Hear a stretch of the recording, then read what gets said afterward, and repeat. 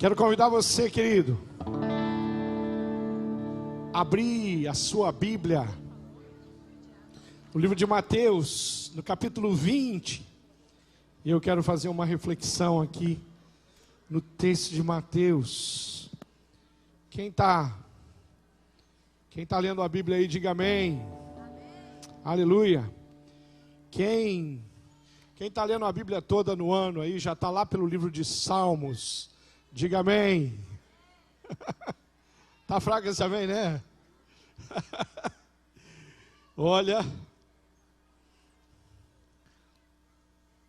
até o meu amigo Arthur já leu 2 livros da Bíblia esse ano, veio falar para mim, pastor, já li, acho que é Neemias e Lamentações. É isso, Diogo? Se o Arthurzinho, né, já está firme na leitura da Bíblia, faça isso também. Livro de Mateus, capítulo 20, versículo 20 vou ler até o versículo 15.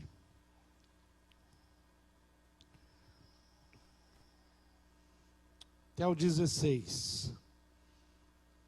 Diz assim a palavra de Deus: pois o reino dos céus é como um proprietário que saiu de manhã cedo para contratar trabalhadores para sua vinha.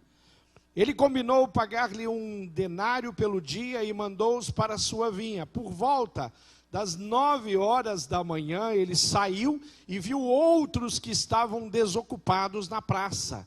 E disse-lhes: vão também trabalhar na vinha e eu lhes pagarei aquilo que for justo. E eles foram, saindo outra vez por volta do meio-dia e das 3 horas da tarde, fez a mesma coisa. Saindo por volta das 5 horas da tarde, encontrou ainda outros que estavam também desocupados e lhes perguntou: por que vocês estiveram aqui desocupados o dia todo? E eles responderam: porque ninguém nos contratou. Responderam eles. Ele lhe disse: vão vocês também trabalhar na vinha. Ao cair da tarde, o dono da vinha disse ao seu administrador: chame os trabalhadores e paga-lhes o salário, começando com os últimos contratados e terminando nos primeiros. Vieram os trabalhadores contratados por volta das 5 horas da tarde, e cada um recebeu 1 denário. Quando vieram os que tinham sido contratados primeiro, esperavam receber mais, mas cada um deles também recebeu 1 denário, a mesma quantidade. Quando o receberam, começaram a se queixar do proprietário da vinha, dizendo-lhes: estes homens, contratados por últimos, trabalharam apenas 1 hora, e o Senhor os igualou a nós, que suportamos o peso do trabalho e o calor do dia todo. Mas ele respondeu a um deles: amigo, não estou sendo injusto com você. Você não concordou em trabalhar por 1 denário? Receba o que é seu e vá.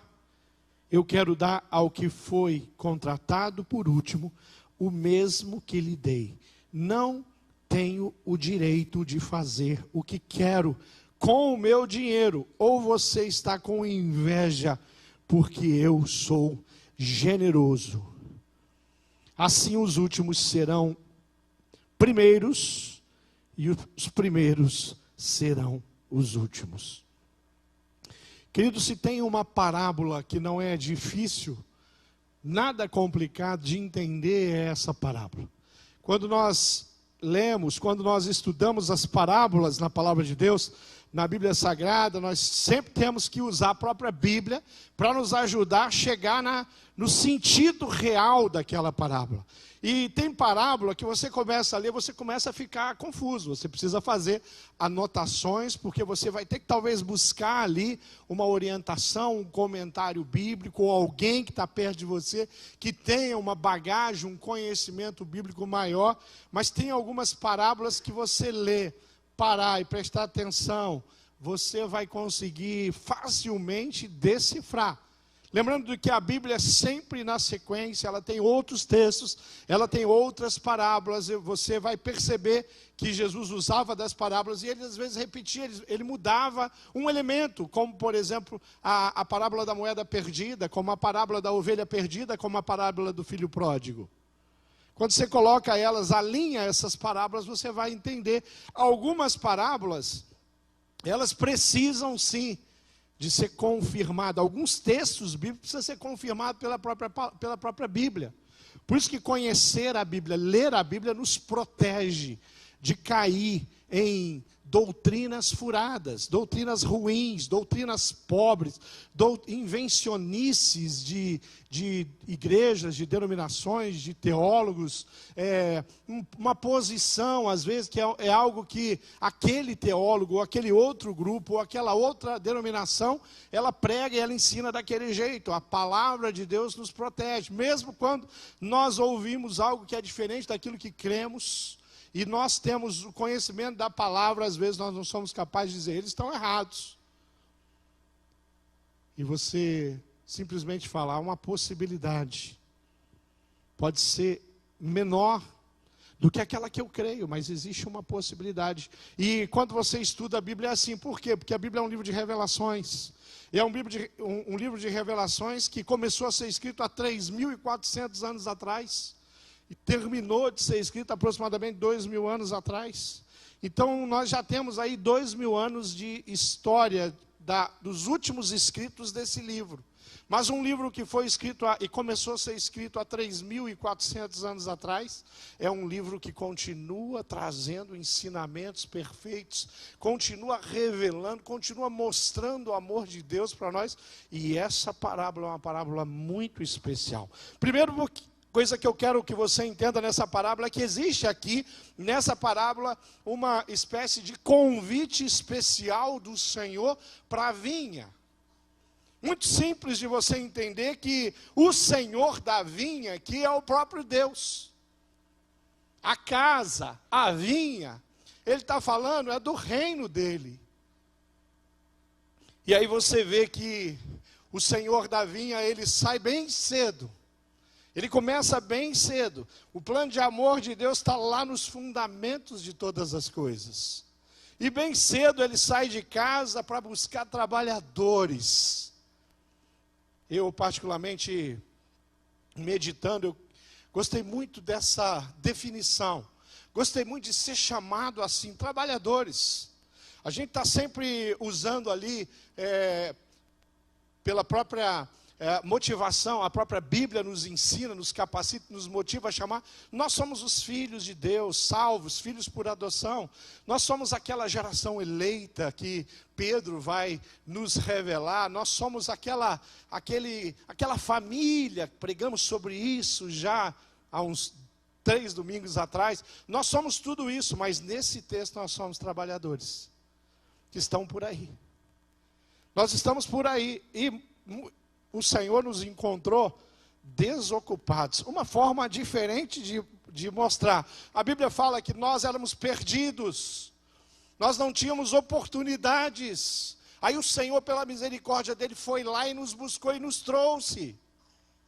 Quando ele fez isso, ele nos trouxe para estar perto dele. Esse dono da vinha, ele vai atrás de pessoas desocupadas. E a Bíblia diz que ele sai bem cedinho. Vamos imaginar que foi às 6 horas da manhã. Depois ele sai de novo para encontrar, ele encontra um outro grupo. E aí já é por volta das 9 horas da manhã. Aí meio-dia ele sai de novo. Aí 3 da tarde, 5 da tarde, ele sai de novo.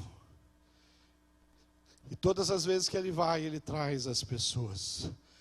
E o texto vai trazendo uma diferenciação entre um grupo e outro. Eu fiquei um tempão pensando no último grupo. E eu fiquei tentando imaginar quem seria o último grupo. Porque quando ele chega ali na última visita, no último grupo, ele vai à praça, ele vai a muitos lugares. Mas tem um último grupo, e o último grupo fala para ele, ninguém nos contratou. Estamos aqui, mas ninguém nos contratou. E eu fiquei pensando, quem seria esse último grupo? Aonde eu poderia aplicar esse último grupo? E uma das coisas que me veio à mente é, será que o último grupo aqueles que nós estamos muito pouco interessados neles, não seriam marginalizados? Pessoas que a sociedade aponta e ela condena, pessoas que nós olhamos com os olhos como se fossem leprosos. Nós não podemos tocar e chegar perto dessas pessoas porque elas são pecadoras. O interessante é que ele vai várias vezes, e várias vezes, ele repete o ato de buscar as pessoas para trazer para onde? Para a vinha deles. E ele traz as pessoas. Ele faz um convite especial. E ele vai dizer ali já no versículo 1, dizendo: pois o reino dos céus é como isso. O reino do céu tem alguém, eu vou chamá-lo de proprietário. E o proprietário sai de manhã. Então o reino do céu tem um dono. E a gente sabe muito bem quem é o dono, por isso que eu falo, precisa ler os comentários, para entender que o proprietário está falando do próprio Deus, porque o reino dos céus tem um dono, tem um proprietário, tem um senhor da vinha. E ele vai continuar.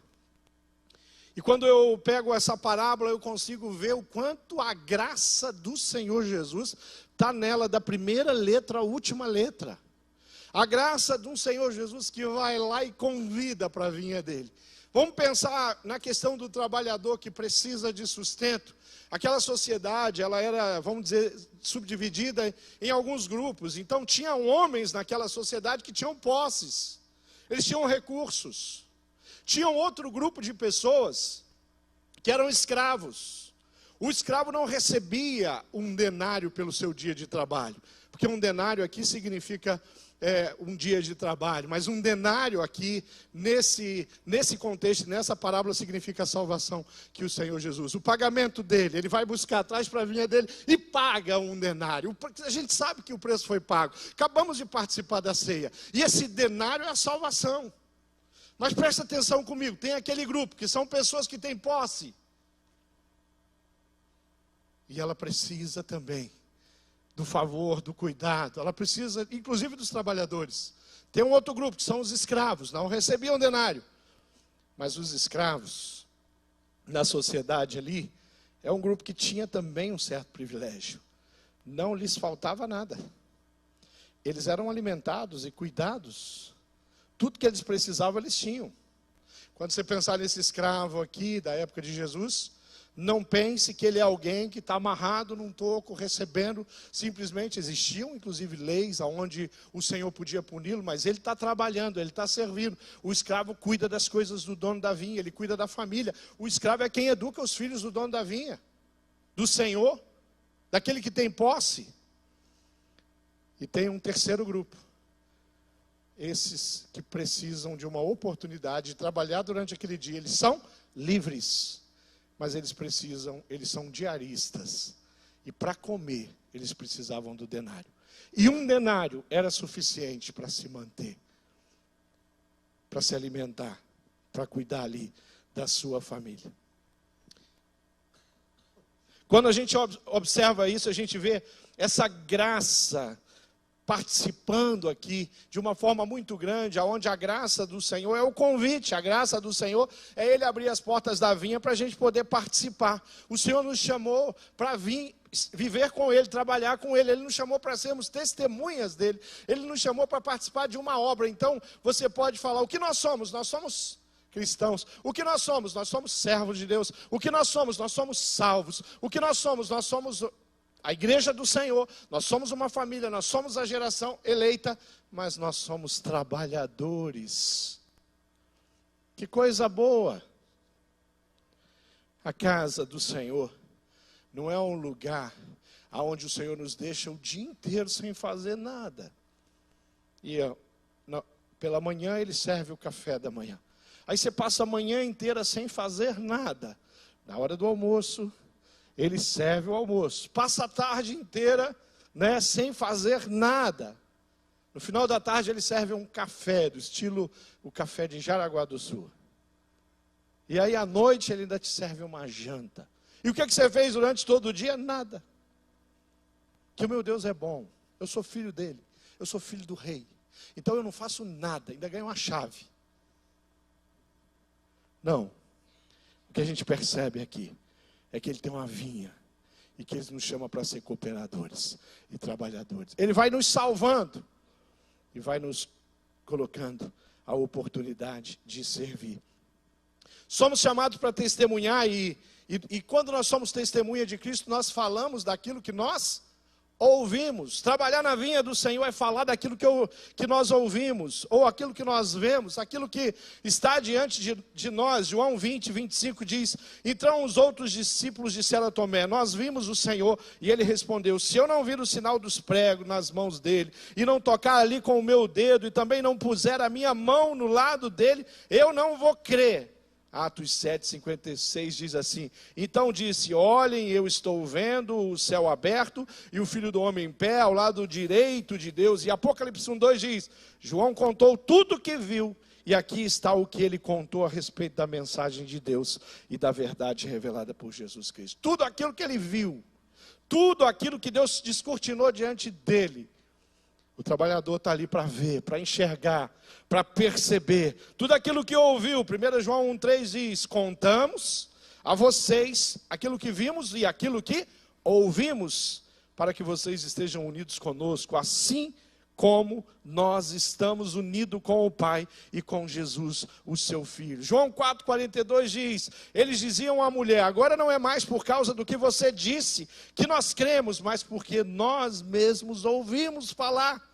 Estivemos com ele, estivemos com o Senhor da vinha, e ele falou, e nós ouvimos. E 2 Pedro 1,18 diz: nós mesmos ouvimos essa voz que veio do céu, quando estávamos com o Senhor Jesus no monte sagrado. O Senhor da vinha, ele aparece, e a gente pode ver. O Senhor da vinha, ele fala, e a gente pode ouvir.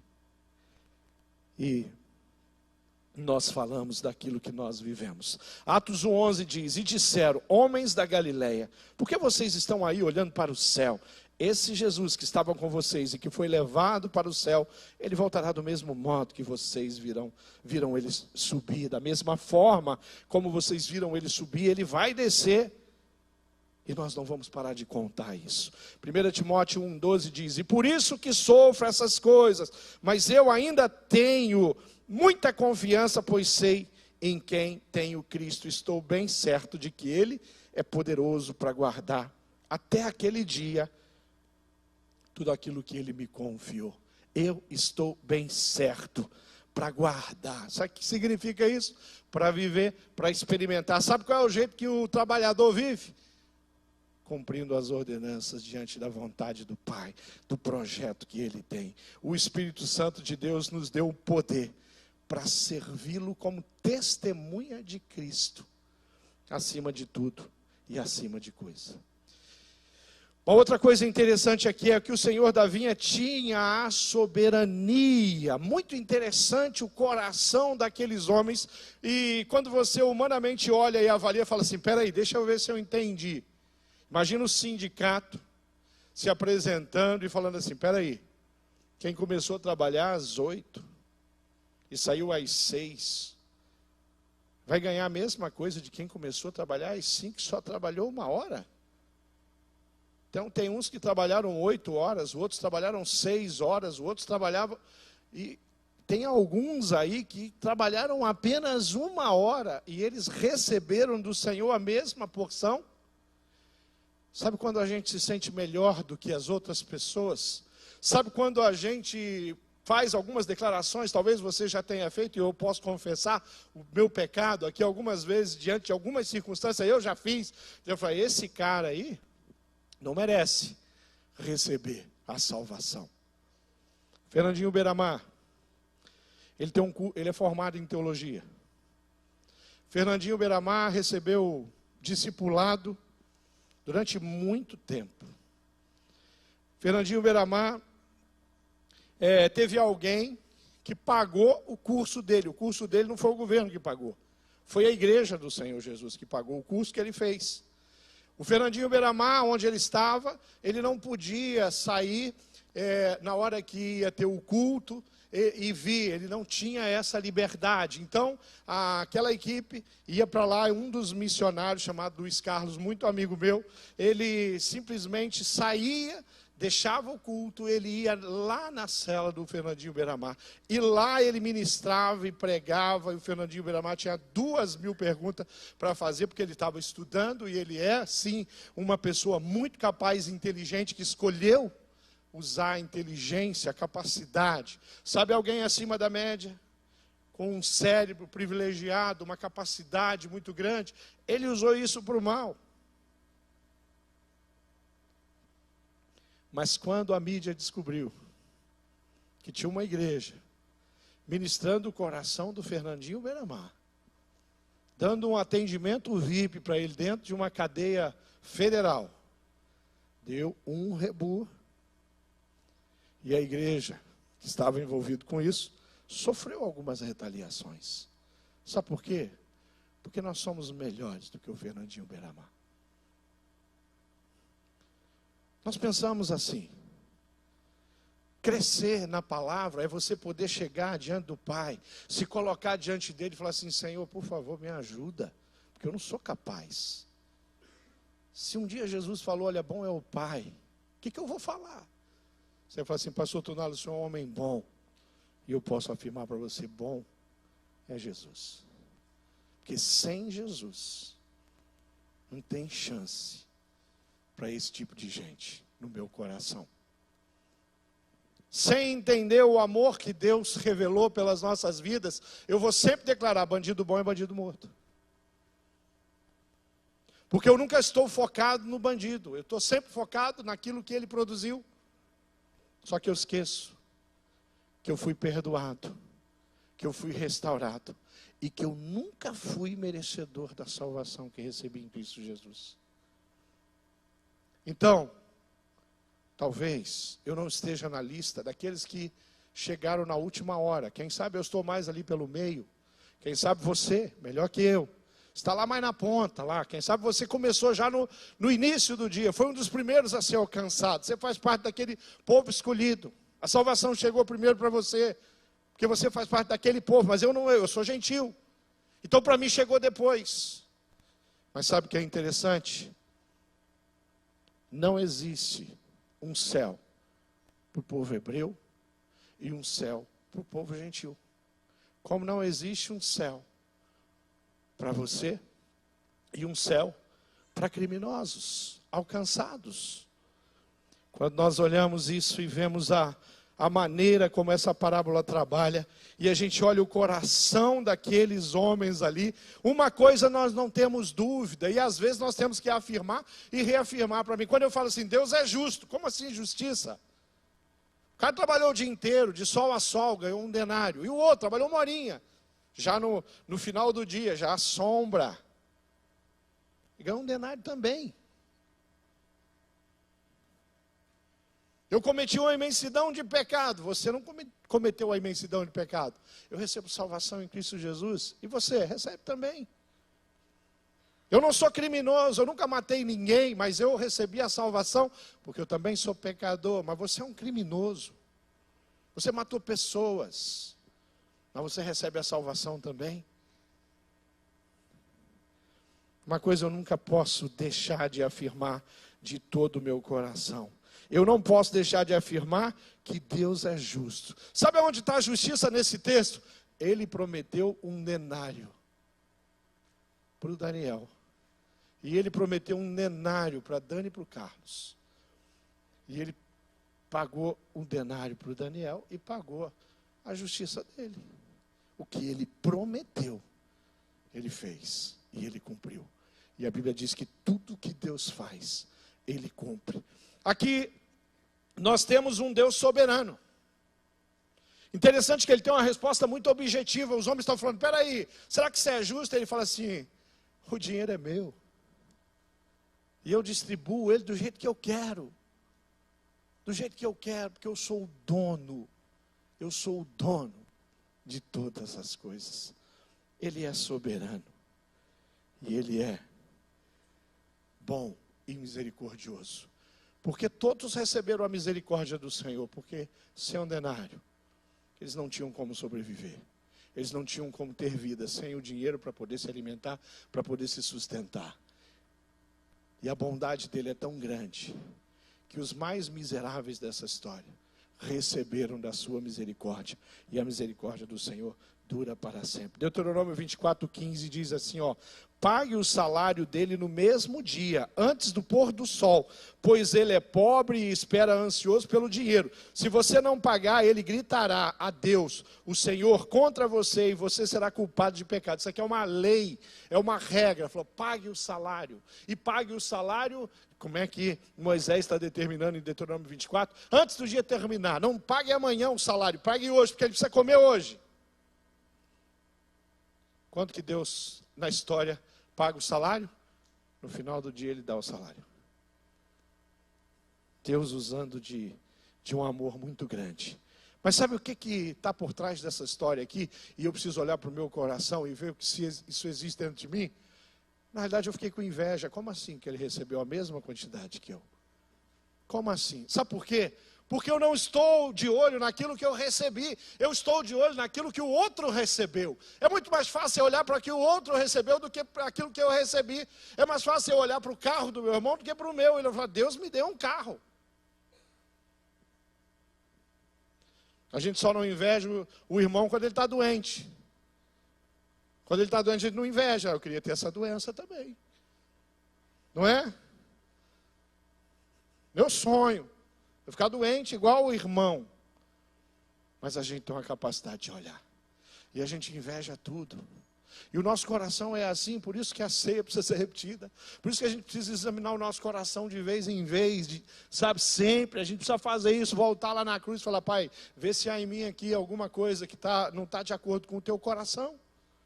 Porque eu sou assim, eu tenho inveja, eu olho e falo assim, poxa, eu queria cantar igual aquela irmã ou aquele irmão. Eu queria tocar guitarra. Eu queria ter aquele dom. E a gente às vezes tem isso. E nós somos muito capazes, e quando recebemos alguma coisa do Senhor, quero tirar vantagem com aquilo. Quero tirar vantagem. Quero tirar vantagem. Eu não consigo olhar para o meu irmão, que trabalhou só 1 hora, mas recebeu o denário dele, e me alegrar por ele. Porque ele vai poder se alimentar, porque ele recebeu recurso para a vida, ele recebeu recurso para o dia, que é o coração que Deus está esperando da gente aqui. Deuteronômio 32:4 diz assim, ele é a rocha, e as suas obras são perfeitas, e todos os seus caminhos são justos. Deus é fiel, que não comete erros, justo e reto, Ele é o Senhor. Salmo 36 diz assim, a tua justiça é firme como as altas montanhas, e as tuas decisões insondáveis como o grande mar.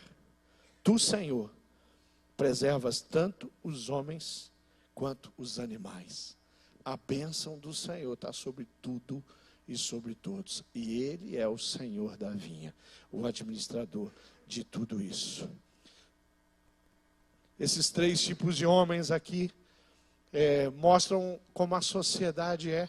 Então, se existem pessoas que ali naquela história tinham posse, e eu sou uma pessoa que não tenho posse, por que eu vou invejar aquele que tem posse?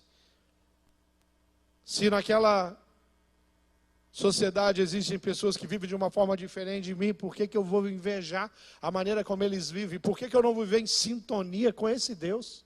E olhar para a minha vida e buscar cada manhã os propósitos que Ele tem para mim. Então eu preciso com certeza fazer isso. E aqui, o que nós precisamos fazer, nós devemos ficar satisfeitos sim com tudo que Deus promete para nós em Cristo Jesus. Satisfeito com a salvação, satisfeito com a nossa história. E sem esquecer de uma coisa, nós somos trabalhadores do Senhor. E nós vamos viver sempre como trabalhadores do Senhor. Ali no versículo 21 do texto de Mateus 19 diz assim, se você quer ser perfeito, vá vendo os seus bens e dê o dinheiro aos pobres, e você terá um tesouro no céu. Depois venha e siga-me. Você conhece essa história, conhece esse personagem? O jovem rico. Ele estava lá buscando a perfeição, ele queria de fato ser perfeito. E ele chega diante do Senhor e ele fala, o que eu preciso fazer? Como é que eu tenho que viver para ser um herdeiro do reino dos céus? E Jesus tem uma resposta muito simples: só aceita o meu convite e venha. Vem para cá. Venha. E Jesus vai citar, porque Jesus ele era um cumpridor das leis, da maneira, o estilo de vida. Ele era um judeu que fazia tudo aquilo que um judeu fazia. Ele aprendeu, ele cresceu. Ele vai até o templo quando ele tinha 12 anos, com todos os meninos da idade dele, e ele fala: olha, faça essas coisas, faça as suas orações direitinho, sirva lá na igreja, ajude as pessoas, compartilhe. Não, mas eu faço tudo isso. Aí chegou o momento de Jesus falar diretamente ao coração dele: porém, você, além das coisas que você está fazendo, tem uma coisa que é importante para você. O outro senhor, talvez naquele lugar houvesse outros homens ricos como aquele jovem, e talvez Jesus não pediu para eles.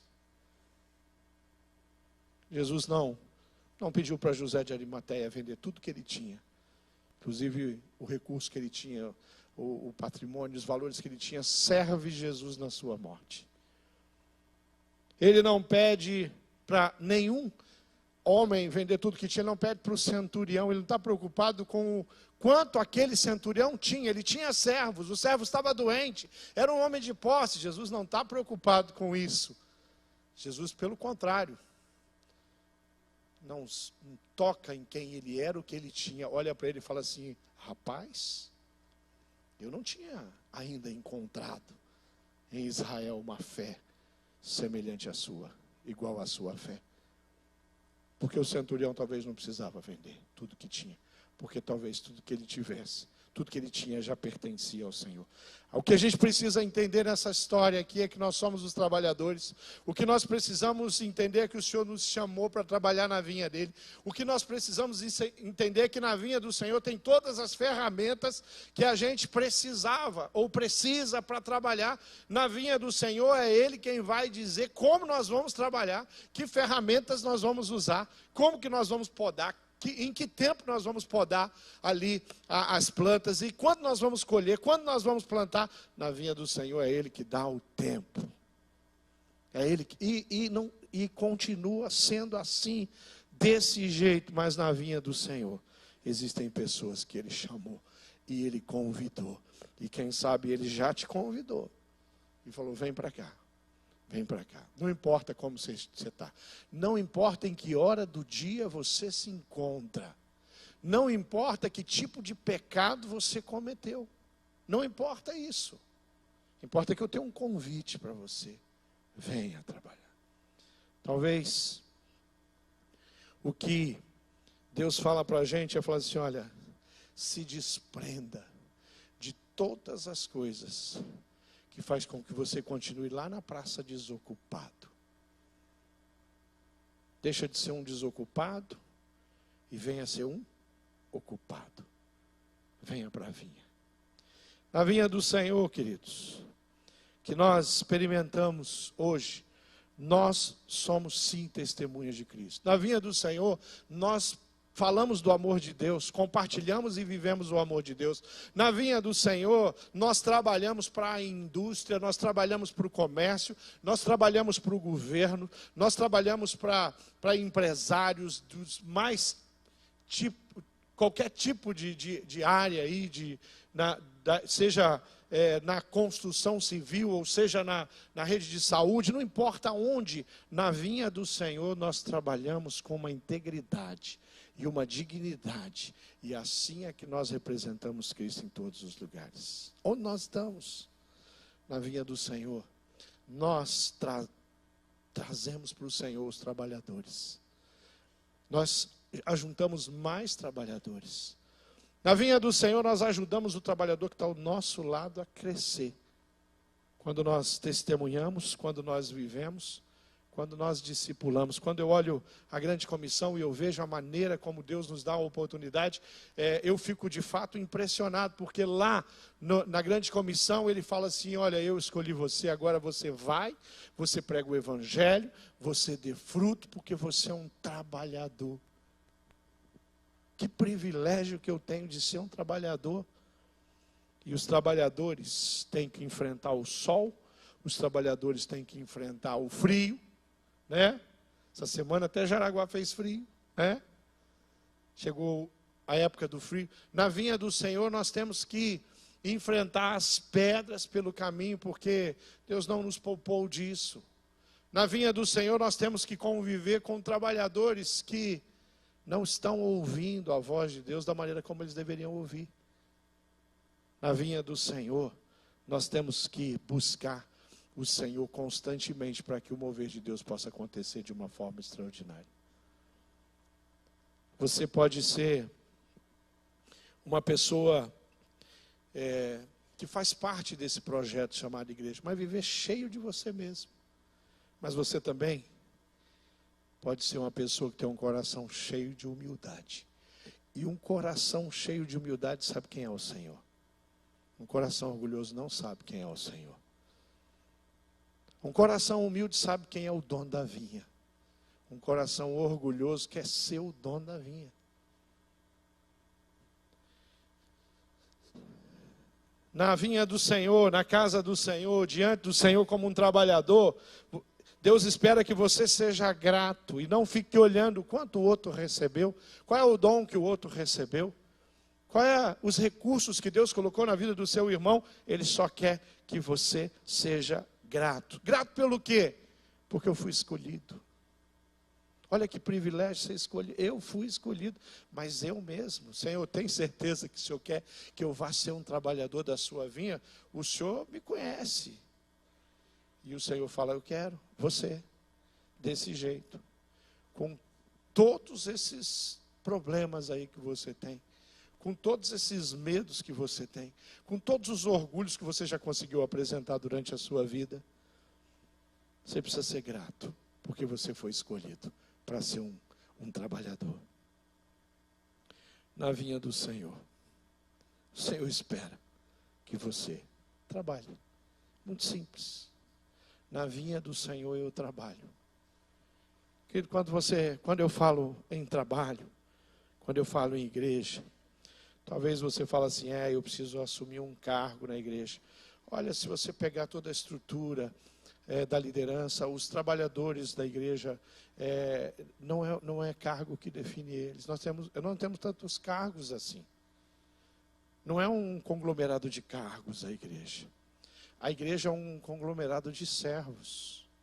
Quando eu trabalho com a igreja, é porque eu estou investindo tudo aquilo que eu recebi na obra dele. Quando eu trabalho na igreja, e com a igreja, significa que eu estou fazendo com que o reino de Deus prospere. Eu estou fazendo com que pessoas cresçam. Eu estou fazendo com que homens e mulheres se apresentem diante de Deus como homens e mulheres com as tarefas que cada um recebeu, que maridos, que filhos aprendam, porque nós crescemos junto e o Senhor é, sim, honrado quando nós vivemos o Evangelho da forma mais digna. Eu me apresento quando eu dobro o meu joelho, quando eu faço um jejum, pela causa dos outros, porque é fácil fazer jejum pelas nossas causas. Mas parece que Deus está falando assim, levante um jejum, mas levante um jejum por essa ou por aquela família. Levante um jejum pelas pessoas que estão chegando.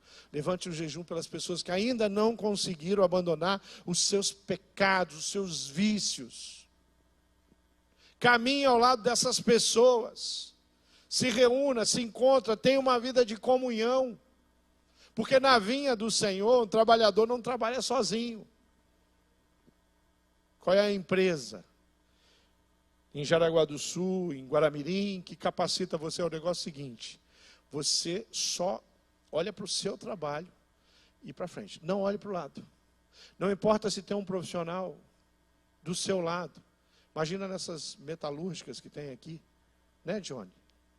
Imagina, já pensou o cara trabalhando com aqueles equipamentos, trabalhando literalmente com fogo, sem observar que tem gente perto dele, sem observar que cada EPI que ele usa, ele está protegendo a vida de alguém.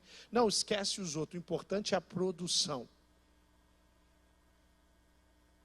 Eu estou trabalhando, mas eu estou trabalhando do meu jeito, inclusive nem na igreja eu vou mais, porque eu tenho o meu jeito de servir o Senhor. Na vinha do Senhor, ninguém serve o Senhor do seu jeito. Absolutamente ninguém, porque a vinha do Senhor é lugar de comunhão. Na vinha do Senhor é lugar de ter paciência com o irmão. Na vinha do Senhor é lugar de perdoar o irmão. Na vinha do Senhor é o lugar de ensinar o irmão.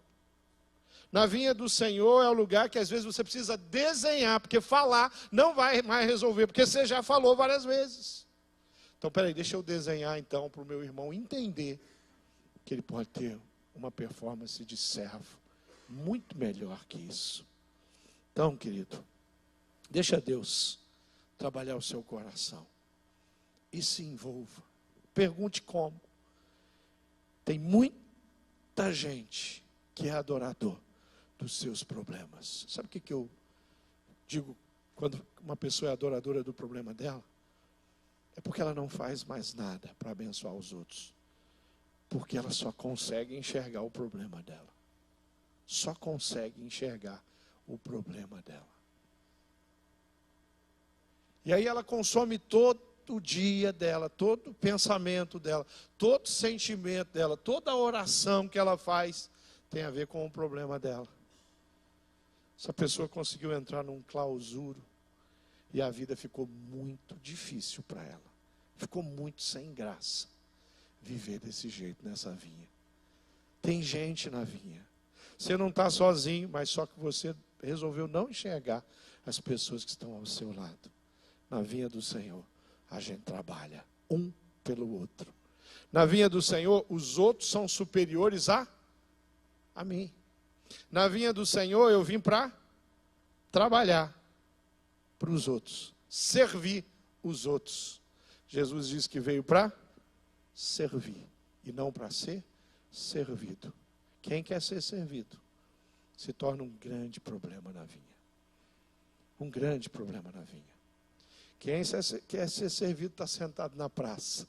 E aí vem o senhor da vinha e fala, eu tenho uma oportunidade para você. Não, vai aparecer uma oportunidade melhor do que essa. Não tem oportunidade melhor do que aquela que Deus dá para cada um de nós. Vamos ficar de pé? Vamos ficar de pé e vamos orar? Quando esse texto termina dizendo, eu não tenho o direito de fazer o que eu quero com o meu dinheiro, Deus está falando, porque Ele é o Deus soberano todo-poderoso. E eu queria transformar essa pergunta para você, né? Ou uma afirmação para você. Que direito que nós temos diante de tão grande amor que Deus se manifestou pela minha vida? Por que aquilo que Deus separou e preparou para mim não é algo que me faz levantar de manhã com o coração cheio de alegria, sair, né? Falar, essa segunda-feira vai começar e eu quero que o Senhor seja honrado. Eu quero que o Senhor da vinha, o dono da vinha, o dono da casa, o dono de tudo, eu quero que o meu Deus seja glorificado através da minha vida na segunda-feira. E a semana que começou hoje, eu quero que essa semana seja para a honra e glória do Senhor Jesus. Então o que eu vou fazer? Eu vou buscar, vou me envolver, vou falar com o Senhor seriamente, dizer, Pai, qual é o plano, qual é o projeto? Porque ficar em torno dos meus problemas não vale a pena. Quanto tempo faz que alguém não é abençoado pela sua vida? No sentido de crescer na palavra. Quantas pessoas receberam um texto da Bíblia Sagrada, porque não tem nada mais profundo, precioso, restaurador do que a palavra de Deus para você oferecer para alguém? Quanto tempo faz que alguém não ouve da sua boca a história de transformação que o Senhor da vinha fez na sua vida, na sua casa? Porque trabalhador da vinha, ele conta, ele mostra. Olha só, está vendo isso aí? Está vendo esses frutos todos? Deixa eu te contar como é que foi. Nós começamos revirando a terra. Depois de revirar a terra, nós semeamos. Depois tivemos que manter essa terra com a umidade certa, adequada. E ela começou a brotar porque o Senhor da vinha é quem faz brotar. E ela cresceu porque o Senhor da vinha começou a crescer. Aí já era o momento da recompensa. Ver os frutos. Que a gente não faz fruto crescer. Esse é o momento que a gente estava olhando, o Senhor fez brotar, Ele fez crescer. Aí chegou um outro momento precioso, que o Senhor da vinha falou: agora cada um pega um cesto, podem colher. Depois de colhido, ele ainda fala: pode comer, pode comer, você vai ficar bem alimentado. O Senhor da vinha é precioso demais para fazer a sua vida ter sentido. Eu não quero que você viva uma religiosidade, eu não quero que você ande por aí como um anônimo, desconhecido, um agente secreto, mas eu quero que as pessoas olhem para você, e mesmo que elas não saibam explicar, elas falam: tem alguma coisa nesse ser que eu preciso, tem alguma coisa no coração dessa mulher que eu quero para mim, tem um jeito no olhar desse jovem, daquela adolescente, que eu quero para mim. Nós somos trabalhadores do Senhor, e lá na vinha, aquela vinha enorme que o Senhor nos deu, no reino de Deus, aonde nós vivemos, reino de Deus não é futuro, reino de Deus não é futuro, senão Jesus falou: eu vim para plantar o meu reino, não, eu vim porque o meu reino um dia vai acontecer. Não, o reino de Deus começou através da vida de Jesus na terra, ali começou o reino de Deus, nós vivemos no reino, nós estamos trabalhando na vinha. Então, sai, fecha os olhos, quero orar por você, de uma forma muito especial. Você consegue ficar de joelhos aí, onde você está? Consegue se ajoelhar? Se você não consegue, alguma limitação aí na sua saúde, não tem problema, pode sentar, ok? Mas eu quero convidar você a ficar de joelhos, para a gente poder ter um tempo precioso na presença de Deus. Depois nós vamos adorar a Deus em espírito e em verdade, porque Ele é o nosso Deus. Agora faça a sua oração e fala assim: Senhor, eu não estou satisfeito com a minha vida cristã, eu não estou satisfeito com a minha atitude diante da vinha. Eu quero ser um servo teu, e eu quero produzir frutos, não para a minha glória, não para as minhas vaidades, mas para que o teu nome seja honrado e glorificado. Eu quero que os meus filhos, os meus netos, que é minha esposa, o meu esposo, possam olhar para mim e ver a tua presença em mim. Eu quero que as pessoas da cidade recebam algum benefício ao se encontrarem comigo. Eu não quero viver um egoísmo, eu não quero que o trabalho seja o meu senhor, eu não quero que o dinheiro seja o meu dono, eu não quero que os títulos ou qualquer outra coisa tenha alguma alegria no meu coração maior do que a alegria de te servir, de te pertencer. Eu não quero esquecer um minuto de que eu fui salvo, que eu não merecia conhecer o Senhor da vinha, que eu não merecia participar do reino, que eu não merecia estar aqui hoje numa igreja te adorando, cantando louvores, que eu não merecia ter recebido a palavra, a mensagem do evangelho, a mensagem da cruz. Eu não merecia nada disso, Pai, mas o Senhor, pela tua misericórdia, olhou para mim. Eu era um pecador, um ninguém. Tudo que eu merecia era condenação, tudo que eu merecia era as aflições que o Senhor teve naquela cruz. Tudo que eu merecia, Pai, era condenação pelos meus orgulhos e as minhas vaidades. Mas o Senhor fez muito mais que isso. O Senhor abriu mão de tudo isso, simplesmente me salvou, abriu os braços e disse: vem estar comigo, meu filho, vem viver comigo. E eu quero que todos os queridos que estão aqui, Pai, que o Senhor ouça a oração de cada um diante do teu altar, dizendo: Pai, me perdoa todas as vezes que eu tenho negligenciado, me perdoa porque eu não tenho perseguido, Deus, a tua vontade, o teu coração. Me perdoa porque eu nem sei direito os dons espirituais, eu não fiz nada para buscar, entender, compreender. Me perdoa porque eu tenho lido tantas coisas a mais do que a tua palavra. Eu tenho ouvido e assistido tantas coisas a mais do que a tua palavra, Pai. Me ajuda, Jesus, porque eu quero que toda a frieza espiritual saia do meu coração. Eu quero mais e eu quero mais. Pai, eu me uno aos meus irmãos aqui para dizer que eu quero mais, Pai, na minha vida pessoal, no meu ministério. Eu quero mais para minha família, Jesus. Eu quero mais para os meus filhos, para o meu filho, as minhas filhas. Eu quero mais para a Amandinha, que se batizou hoje, que confessou Jesus como Senhor e Salvador da vida dela com 8 aninhos de idade, Pai. Oh, Jesus amado, visita esse lugar e quebra toda barreira em nome do Senhor Jesus.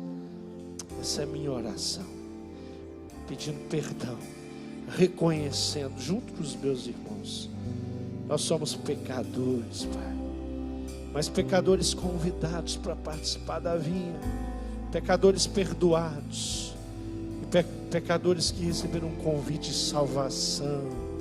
Ninguém podia fazer isso por nós, Jesus, mas o Senhor fez. Tira toda a incredulidade desse lugar. Eu repreendo toda a frieza espiritual.